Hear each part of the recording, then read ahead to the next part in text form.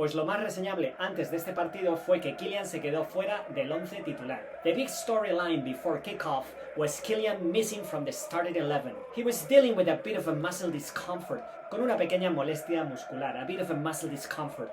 But even without him, we still had plenty in the tank to brush aside a team para dejar fuera a un equipo that could easily end up in a cup final this season.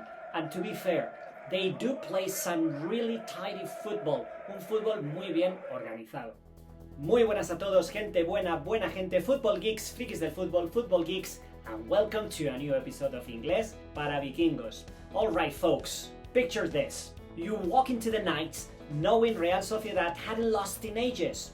An 11th run of unbeaten games.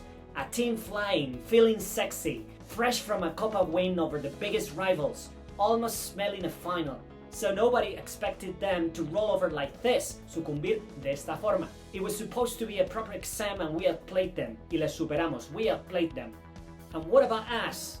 Players out, injuries piling up, amontonándose, piling up, noise everywhere, drama, forecasts of disaster, las peores predicciones, forecasts of disaster week in, week out. But football has this funny habit. The script everyone writes sometimes ends up in the bin, en la papelera, in the bin. So the whistle goes and straight away you notice something different. The team's awake, está muy despierto, no zombie mode, properly alive, moving, showing for the ball, offering lines. So this was the starting 11 with a diamond in midfield, Gonzalo as a real striker, Arda beautifully pulling strings, llevando la manija con maestría, beautifully pulling strings, Fede doing Fede things, sus cositas, las cositas de Fede, ya sabéis, you know, running like he's got 3 lungs, como si tuviera 3 pulmones, 3 lungs, and Tchouaméni sweeping behind them. And the first half was efficient, clinical, muy precisa, casi quirúrgica, clinical, professional, like a team that knew exactly where the outlets were, donde estaban las vías de escape, where the outlets were. The second half though, much prettier, faster combinations, swagger, descaro, confianza, swagger, little touches of confidence. You could almost see the players enjoying themselves.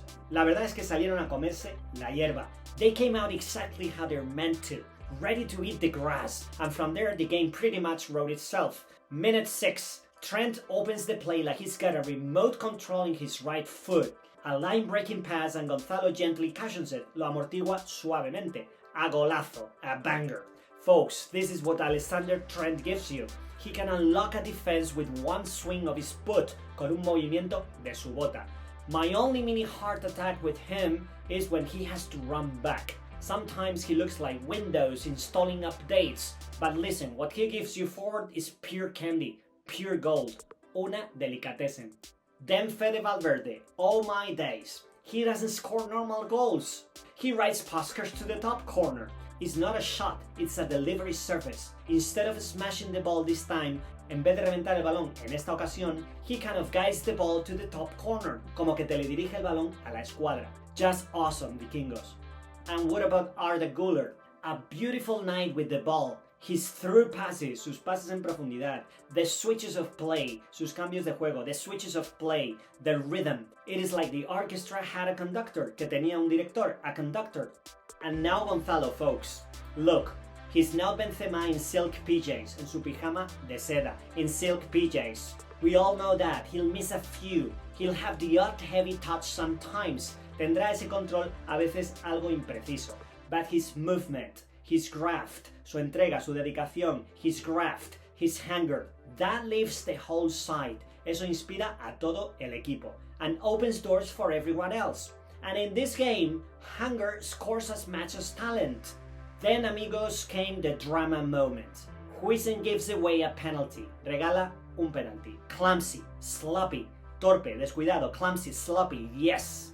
Some slight whistles from the crowd, yes. But I loved what happened next. Instead of hiding, en vez de esconderse, the kid kept asking for the ball. Head up, personality. That's how you grow. Listen, my dear Vikingos, pressure either breaks you or builds you. Te rompe o te fortalece. And let's talk about Vini, my beloved ones. He was absolutely cooking today. He was wreaking havoc, sembrando el caos, wreaking havoc. Por cierto, esta expresión, si os habéis fijado, la he pronunciado en sus dos versiones, wreaking or wrecking. En Estados Unidos, por ejemplo, se utilizan ambas indistintamente, mientras que en el Reino Unido escucharéis más wreaking havoc. So he was an absolute nightmare for them. Every time he faced a defender, it was panic mode for them. He even forced 2 stonewall penalties, 2 penaltis clarísimos, because they simply couldn't handle him. And by the way, not a single yellow for the defender. He also got plenty of fouls for the team, last-ditch scrambles from defenders, forcejeos ya desesperados de los defensas. You could almost see them holding an emergency meeting every time he got the ball. Guys, they just had no clue how to stop him. We even got a taste of vintage Real Madrid counters in this game. 2 or 3 touches and suddenly we're at the doorstep, knocking like the pizzas arrived. And of course, whenever things start to wobble, Saint Courtois shows up. Ahí está Courtois. Carvajal slips, it's a one-on-one, and Thibaut Courtois deals with it. He saves it like he's hailing a cop, like he's catching a taxi. One day, my friends, will fully understand what we had in this guy. Now listen, folks, there is still a couple of things from this game we can tighten up, que podemos mejorar. Number 1. Last 15 minutes. We've got to stay switched on. Tenemos que seguir conectados al partido. Goal difference counts. It matters. We're 6 goals behind in the overall goal tally, en la lista total de goles, compared to the red buyers. And that could matter at the end. Big teams don't clock off. No bajan el ritmo. They don't clock off. They kill the game and pad the numbers. Y aumentan el marcador. They pad the numbers. We didn't do it today. And number 2, our defense, the defending, leaves a lot to be desired. Deja mucho que desear aún. There's still plenty to fix. Dean Huijsen especially. He's young, still raw, un poco verde aún, and he'll grow, he'll develop, I'm sure. But listen, my beloved vikingos, when one of us slips up, we back him, le apoyamos. You don't throw him under the bus. This isn't a firing squad, it is a football team. Oh my lord. Alright, quick stop in the Negreda corner in this match. We were conceded 2 penalties as clear as day. Their coach at the press conference basically said, nothing to argue, nada que discutir. So, Your Honor, I rest my case. Su señoría, no tengo nada más que alegar. But funny how Huijsen gets a card instantly when he made a penalty, and the scissors tackle from behind on Vini? Nothing at all. Apparently invisible. And by the way, the club that paid 8.4 million to the refereeing committee and went unscathed y que aún no ha sido sancionado, apparently, while they were 4-0 down against Atleti, they were so furious about an offside goal being ruled out after a VAR check, a decision that has been applied to our team plenty of times, with a well-known corrupted frame. They also claimed an Atletico player should have seen red, while conveniently ignoring a clear one from Casado minutes earlier. Honestly, the things you have to hear. But why doesn't it get the same negative backlash? Tanta repercusión negativa. So much negative backlash as if it were us. Well, many would argue the sports media landscape in Spain isn't exactly neutral. Y ya sinceramente, chicos, es para fliparlo. Te salen siempre con ese gen victimista. Y totalmente injusto porque sus peticiones, lejos de tener visos de realidad u objetividad, son percepciones suyas. Y básicamente siempre cuando empatan o pierden, nunca cuando ganan. Encima, te salen con esa actitud chulesca, provocativa, casi amenazante. Me vais a perdonar, pero aquí el equipo que pagó 8,4 millones que se sepan durante casi 2 décadas fue ese mismo club. Y a mí, personalmente, aparte de haber perdido de por vida ya todo mi respeto, me daría vergüenza ajena ser un aficionado a fecha de hoy, hasta que no se haga algo con ese club, hasta que no se les sancione. So before we close, let's do some quick language gym. Tonight's word is repertoire.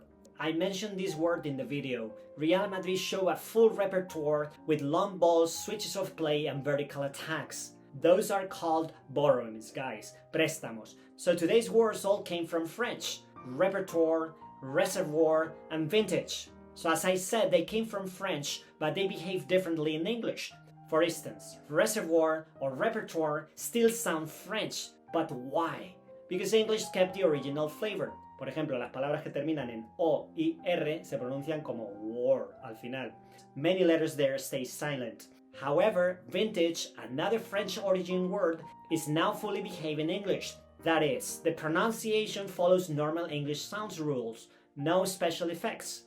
In other words, folks, some borrowings, algunos préstamos, keep their original accent. Others get an English passport. Today's photo of the day has to go to Fede, no doubt. First, because the goal was apparently dedicated to his future third little one. Esperan un bebé. Y fijaos cómo se dice en inglés esta expresión. They are expecting. Están esperando a un bebé. So he celebrated it with a baby pacifier gesture, con el gesto del chupete, the baby pacifier gesture. And the second reason why this pick goes to Fede is because of that look on his face after scoring. So raw, so real, tan real. I said it before and I say it now. Fede doesn't score regular goals. It's either tomahawk missiles or guided rockets into the top corner, just like this one. In a nutshell, my beloved ones, I saw a team that moved together, suffered together, attacked with clarity, and didn't stop at one. With much more confidence, better in transitions, players knowing what to do when the ball came back. We of course weren't perfect. Neither we had the walking goal machine with Kylian, but we were alive and kicking, pero estábamos vivitos y coleando, alive and kicking. And when this team is alive, anything is possible. And next stop is a make or break, un partido decisivo, a make or break, a do or die, un partido a vida o muerte, a do or die at Benfica's turf, en la cancha del Benfica, at Benfica's turf.